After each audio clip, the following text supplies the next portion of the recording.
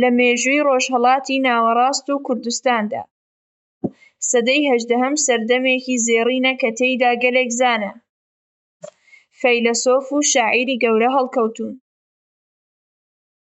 یەکێک لەم کەسایەتیە هەرە بەناوبانگ، فرەڕەهەند و خەڵەمشکۆیانە ئیبراهیم حەقی ئەرزەڕۆمیە کە بە ئیبراهیم حەقی تیلۆیی یان سێرتیش دەناسرێت.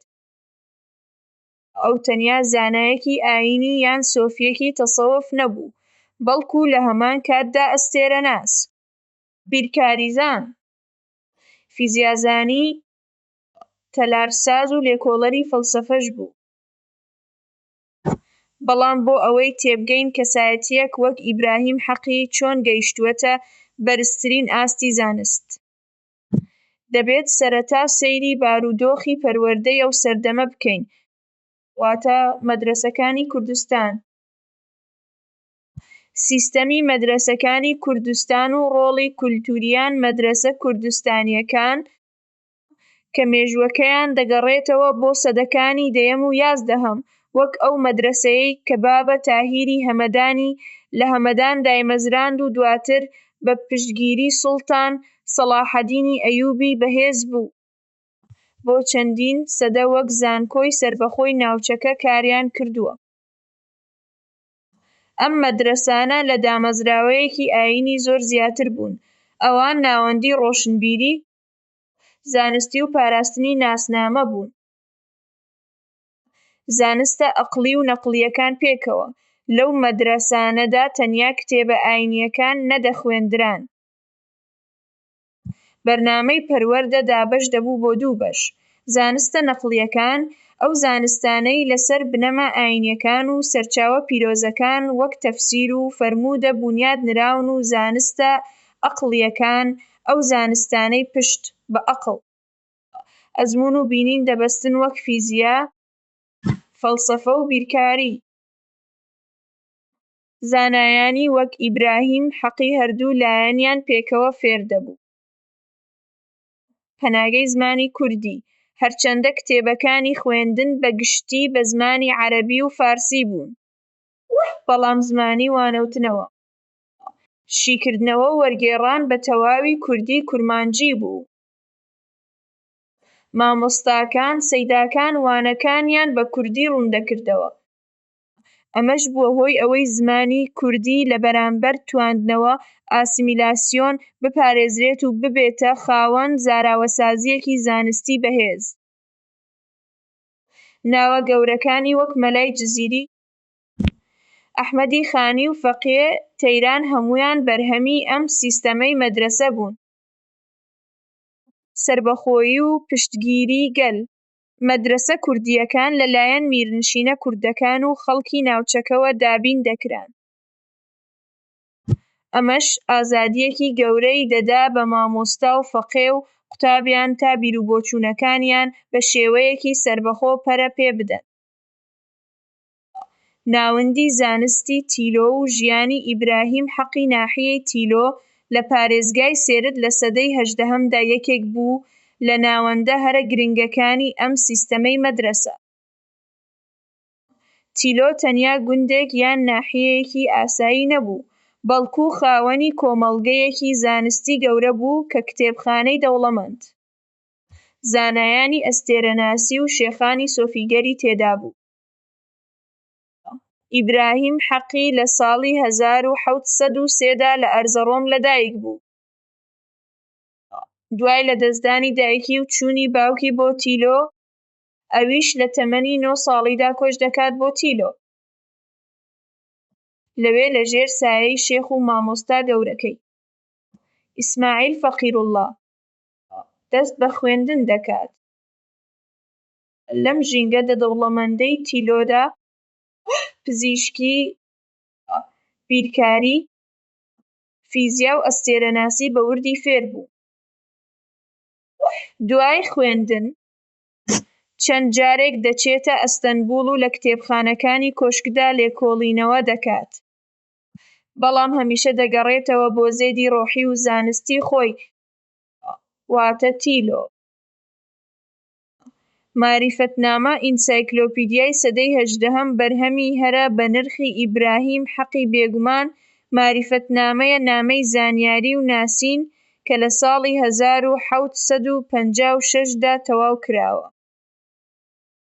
ئەم کتێبە وەک پردێکە کە زانستە فیزیکی و ڕۆحیەکان پێکەوە گرێ دەدات.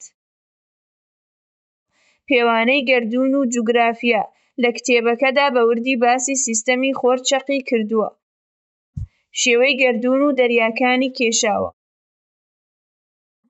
نەخشەکانی جیهان و نەخشە ئەستێرەناسی یان کۆزمۆلۆژیەکانی زانستی گەردوونناسی بۆ ئەو سەردەمە زۆر پێشکەوتوو بوون. ئەناتۆمی و پزیشکی لەم بەشەدا بە فراوانی باس لە بەشەکانی جەستەی مرۆڤ، تۆڕی دەمار و دەمارەکان، دڵ، مێشک و پێوەرەکانی پاراستنی تەندروستی دەکات. ئەو جەستەی مرۆڤی وەک گەردوونە بچووکەکە پێناسە کردووە. دەروونناسی، ئەخلاق و قیافەتنامە. ئەم بەشە باس لە پەیوەندی نێوان شێوەی فیزیکی مرۆڤ، چاو، لووت، دەم، باڵا و دەروونی، کەسایەتی و ئەخلاق دەکات. ئیبراهیم حەقی باوەڕی وابوو ڕوخسار و جەستەی مرۆڤ ئاوێنەی ناوەوەیەتی. موعەجیزەی ڕووناکی لە تیلۆ و ڕووداوی ڕووناکی یەکێک لە نمونە هەرە دیارەکانی ژیری ئیبراهیم حەقی لە بواری فیزیا، تەلارسازی و ئەستێرەناسیدا سیستەمی ڕووناکییە کە لە تیلۆ دامەزراندووە. دوای مردنی مامۆستاکەی لە ساڵی 1734 دا ئیبراهیم حەقی بەهۆی خەمێکی قووڵەوە دەڵێت: من چی بکەم بەو خۆرەی کە لەسەر گۆڕی مامۆستاکەم هەڵنایەت؟ بۆ ئەوەی ئەم خۆشەویستی و ڕێزەی نیشان بدات. سیستەمێکی فیزیکی و ئەستێرەناسی زۆر سەرنجڕاکێشی دروست کرد. لەسەر گردی تیلۆ قەڵایەکی دیوارێکی بێ چیمەنتۆ دروست کرد کە پەنجەرەیەکی بچووکی تێدایە. لە ڕۆژانی وەک هەوی شەو ڕۆژدا، واتە نەورۆز 21 ئادار و 23 ئەیلوول، کاتێک خۆر هەڵدێت، یەکەم تیشکەکانی خۆر لەو پەنجەرەیەوە تێدەپەڕن لەسەر تاوەرە کە لە ئاوێنەیەک یان پریزمایەک دەدەن و لەوێوە ڕاستەوخۆ دەچنە سەر گۆڕی ئیسماعیل فەقیروڵڵا لە ناوەوەی ژوورە تاریکەکەدا. ئەم ڕووداوە ئەمڕۆش وەک نیشانەیەکی گەورەی ئەندازیاری دادەنرێت و ساڵانە هەزاران کەس و زانا بۆ بینینی ئەم دیمەنە ڕوو لە تیلۆ دەکەن. شاعیری و فەلسەفەی ژیان ئیبراهیم حەقی لە هەمان کاتدا شاعیرێکی خاوەن دیوانە. شیعرەکانی زیاتر لەسەر عەشقی ڕۆحی، ئەوینداری خوایی، دڵنەوایی و باوەڕن. بەناوبانگترین شیعری کە لە نێو خەڵکدا دەخوێنرێتەوە. مرۆڤ بانگهێشتی ئارامی و سەبر دەکات. ئەو لە دێڕێکی زۆر ناوداریدا دەڵێت: با ببینین مەولا خودا چی دەکات. هەرچیەک بکات، هەر ئەوە جوانە. ئەم بیرۆکەیە نیشانی دەدات کە هەرچی لە گەردووندا ڕوو دەدات لە ژێر کۆنتڕۆڵی ڕێکوپێکیەکی گەورە و دادپەروەرانەدایە. بۆیە دەبێت مرۆڤ لە بەرامبەر سەختییەکانی ژیاندا بێئومێد نەبێت. ڕۆڵی مەدرەسەکانی کوردستان لە بونیادنانی نەوەی نوێدا. مەدرەسەکانی کوردستان لە ناوچەکانی وەک تیلۆ، جەزیرە، نۆشین و هەکاری بۆ چەندین سەدە وەک مەشغەڵی ڕووناکی کاریان کردووە. کاتێک سەیری ژیانی ئیبراهیم حەقی دەکەین، دەبینین ئەم دامەزراوە پەروەردەیانە تەنیا قوتابی ئاینییان بەرهەم نەهێناوە، بەڵکو ڕۆشنبیری جیهانیان پەروەردە کردووە. بۆ قوتابیانی ئەمڕۆ کە دەیانەوێت زمان و مێژووی خۆیان فێر ببن، نمونەی ئیبراهیم حەقی گرنگییەکی گەورەی هەیە. 1. نیشانی دەدات مرۆڤ دەتوانێت هەم خاوەن باوەڕ و بەها معنەوییەکان بێت و هەم لە بەرزترین ئاستا خەریکی زانست و فیزیا و بیرکاری بێت. 2. بەهای سیستەمی مەدرسەکانی کوردستان نیشان دەدات کە چۆن لە تاریکترین سەردەمەکانیشدا توانیویانە فەڵسەفە، زانست و زمانی کوردی بە زیندووی بهێڵنەوە.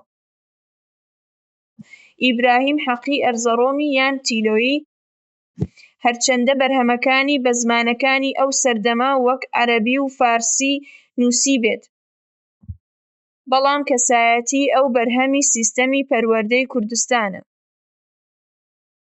ئەو بەهێزترین پردە لە نێوان زانستە دەرەکیەکان، فیزیا و بینین و زانستە ناوەکیەکان، ڕۆحی و دەروونی، ناسین و تێگەیشتن لە ژیانی ئەو.